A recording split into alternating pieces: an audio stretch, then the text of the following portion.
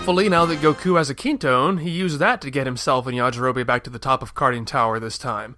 But since we don't see it, we'll never know.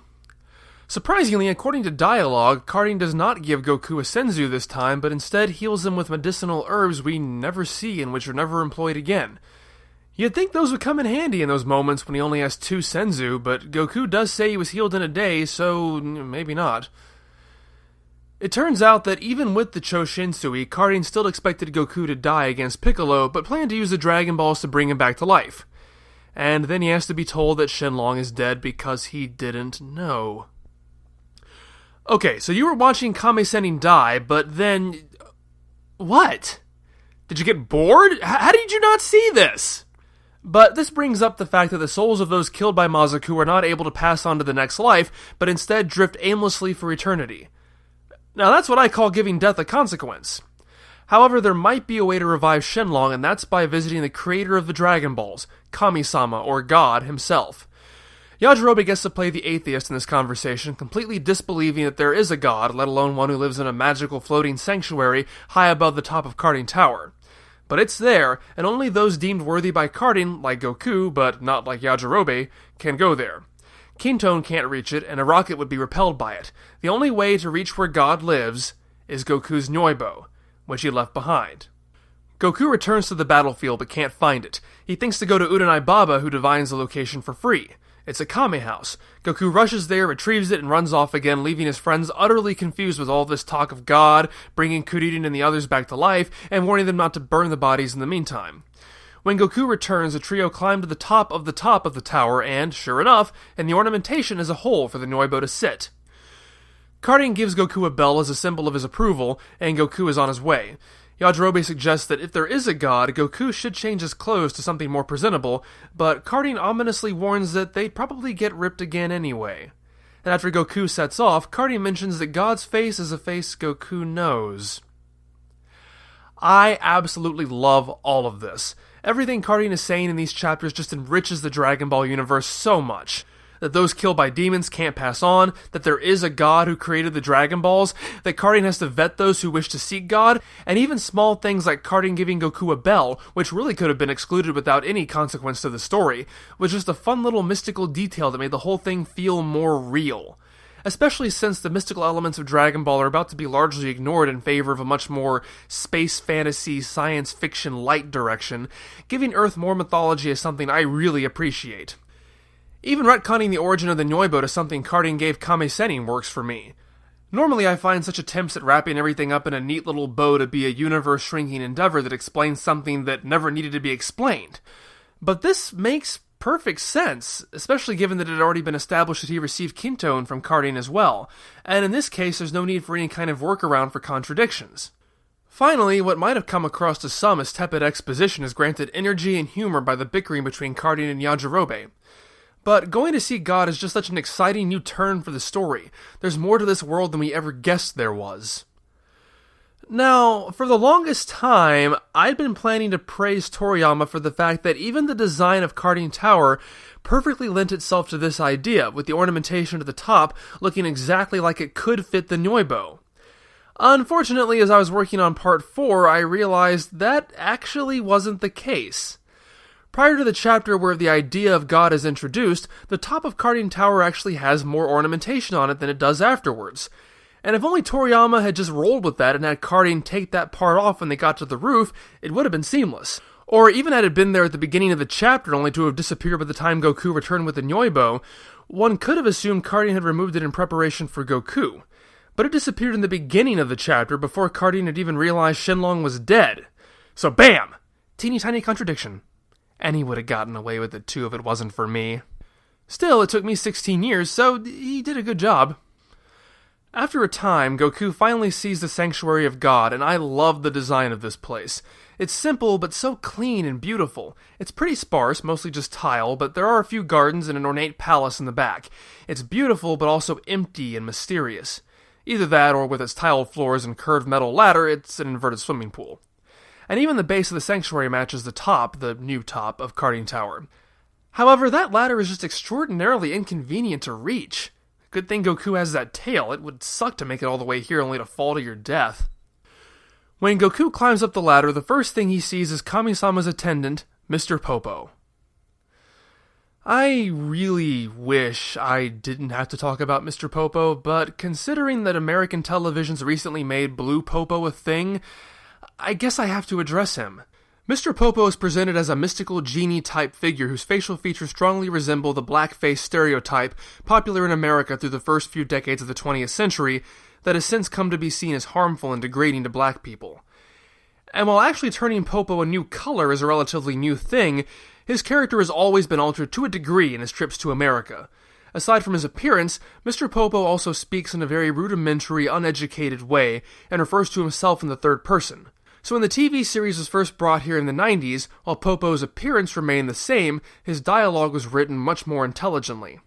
When Viz translated the manga, they went the opposite route. They kept his dialogue intact, but they painted over his prominent lips.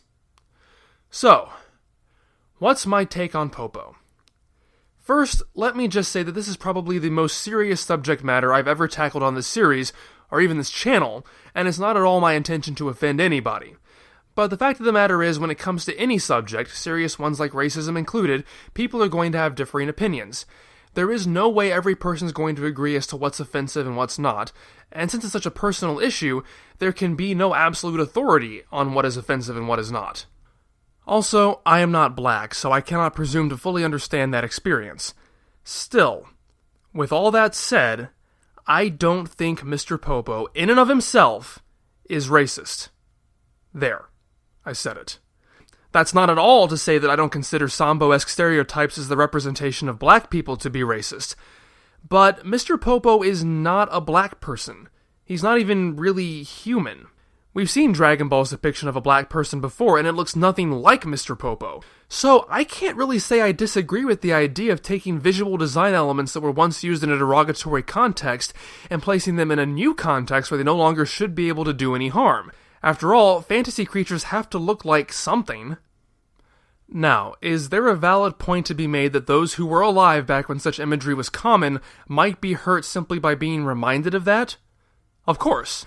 It's easy to say that a symbol only contains meaning when you imbue it with one, but another thing entirely to tell Holocaust survivors that this flag means nothing more than a bent X. It is my belief, though, that with future generations this kind of imagery doesn't have to have that kind of power. Never forget the past, but don't let it control people who weren't even around when it was relevant. I say this because around the time Dragon Ball and Pokemon were first becoming popular in America, there was a writer, Carol Boston Weatherford, who received a lot of media coverage for taking both of those franchises to task over these stereotypical features. Both Mr. Popo and the Pokemon Rugella, known in America as Jinx, were described by Weatherford as culturally insensitive menaces. But there was always one quote in particular that stood out to me. While my 10 and 12-year-olds do not find Jinx offensive, their parents and grandparents do. We call a spade, and we have seen enough racist stereotypes to know one when we see it. As she says, the people who were there when racist stereotypes were the norm obviously connect those traits back to them. And when they were young and saw, for example, something like coal-blackened Seven Dwarfs, they would very clearly see that depiction as a representation of themselves and would most likely be very hurt by that. And yet, in her own words, their descendants can look at something like Mr. Popo and make absolutely no connection to themselves. They don't immediately think, that's supposed to be me. Because those traits, those hurtful stereotypes are no longer being applied to them, they simply take Mr. Popo at face value. And while Ms. Weatherford's message seems to be that her children at the time simply didn't know any better, I see that anecdote as extremely positive and hopeful. It means that those images have become so disassociated from the society that once used them as tools for subjugation and ridicule that they've started to lose their power to hurt. And I can't help but see that as a good thing. So, if I haven't scared or offended you all away yet, how about some dissecting of Dragon Ball in this Dragon Ball dissection? Because, racial imagery aside, Mr. Popo does have a character and a purpose for being here, and that's to test Goku in a match before he can be deemed worthy to meet God. So there you have it. In the Dragon Ball world, forget Christianity, forget Islam, forget Hinduism, forget Scientology, fighting is the one true religion. And this continues to prove that this arc is getting back on track. The hero having to pass a test to prove his worth? Love that kind of stuff. But more importantly for Dragon Ball, Goku has just defeated the Great Demon King in a battle to end all battles. I'd say he's pretty justified in being proud of his accomplishment, but he immediately dismisses Popo as an easy victory and is sorely, no pun intended, mistaken. And Popo once again drives in the ever-present theme of Dragon Ball. Never let your power go to your head because there is always someone stronger. This is exactly the kind of lesson the pre-battle power-up needed. If I'm being generous, though, I might almost go so far as to say that this justifies the Choshinsui, and that it was so easy it made Goku arrogant enough to actually forget the Muten Roshi's lesson and have to be reminded of it. In a different sense, though, Popo's lesson seemed to hint at the future of Dragon Ball combat. I say seemed to because almost out of nowhere, Goku, Tenshinhan, and Piccolo were talking about ki and being able to sense opponents in previous chapters. Where did that come from? I don't know. I'd have rather Toriyama save it for this moment. But while it's never really explicitly explained in the series until much later, ki becomes the fundamental force of the main characters from this point on. Ki is the Japanese reading of the Chinese chi, which in real life is used to refer to one's life force or natural energy.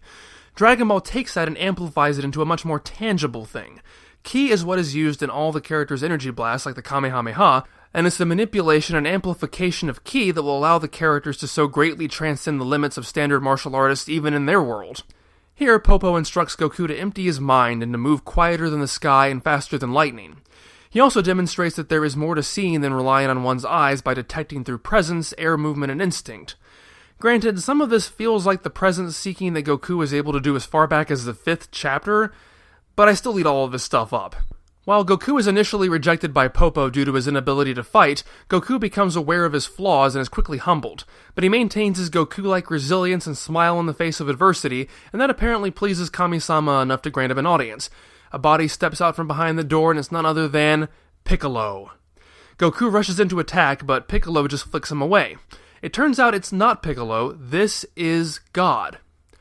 God and Piccolo were originally one person who split into two, and Cardi knew this but decided to withhold the information from Goku just for the fun of it. Maybe it was to get back at Goku for leaving him this lazy, obese samurai to take care of for the rest of his life. There continues to be a lot of exposition here, but it's just so good that I can't complain. Many people in America at least get confused and sometimes outright offended that Kami actually means God. That it can't mean God because God isn't what they expect God to be based on their real-life religion. And I just find that odd considering how many different mythologies are taught in school. If the Greek pantheon can also call themselves gods, then why can't this guy? Apparently it mostly comes down to the fact that God in this universe is not an inherent trait, but a job. It's kind of like when Tim Allen became Santa Claus, but I don't see fans of that series complaining that that means he can't be the real Claus. This god was handpicked by the previous god to take on the role, or at least he was after he managed to expel the evil within himself. Unfortunately, in this person's case, his evil actually manifested itself into a person, Piccolo. Anyway, I have no problem with this interpretation of a god. I wish his powers and responsibilities were a bit more well-defined, especially given that, like Piccolo's demonic traits, it all gets a bit muddied not long after this, and it gets hard to tell what's specific to what role. For example, God can flick away Goku with ease, but how much of that is divinity and how much of that is simply the strength and skill Mr. Popo lauded him for having? But I'll save more of that for later. In the meantime, what I really love is the idea of God and the devil being one and the same. Two halves of the same coin, with the latter being cast off and rejected. I find that an extraordinarily powerful and intriguing idea that makes for a very wonderful mythology. There's more I want to say about this relationship as well, but I'll also save that for the next arc. God makes a deal with Goku. He'll listen to Goku's request, but only if Goku agrees to stay and train, which is just fine with Goku, as that's what he wanted to do anyway. God claims he had thought about leaving the Dragon Balls inactive as so many people have done so many horrible things to attempt to collect them, but he figures as long as there is one good person like Goku around, then maybe they're worth having after all. However, he will only hear this request once, as it is not due to have people going to God to fix everything. So, Mr. Popo rebuilds Shenlong. I also like this.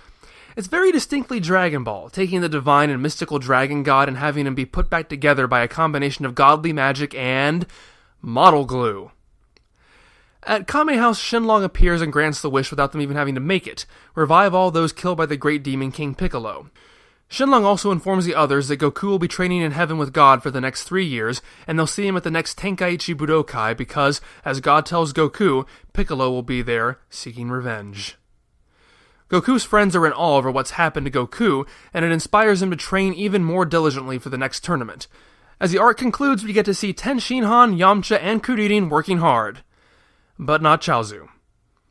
Because nobody cares about Chaozu.